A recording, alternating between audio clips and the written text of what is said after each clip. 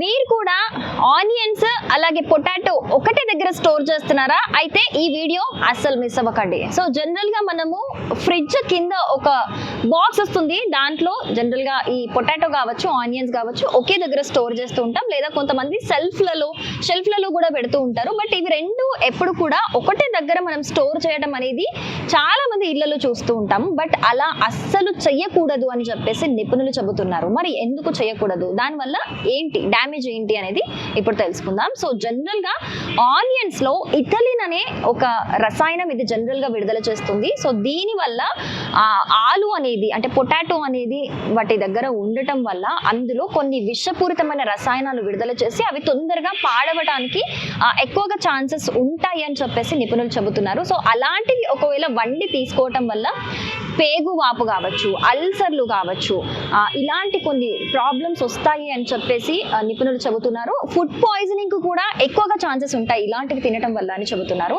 So only ఇలాంటి ఆలు అంటే పొటాటోకి సంబంధించిందే కాదు, జనరల్ గా ఆనియన్స్ ఇథలిన్ అనే ఒక రసాయనాన్ని విడుదల చేస్తాయి కాబట్టి ఇలాంటి వాటికి దగ్గరలో ఏవి పెట్టినా కూడా అది ప్రాణాంతకమే అని చెప్పేసి నిపుణులు చెబుతున్నారు. సో మరి ఈ విషయం మీకు తెలుసా తెలీదా?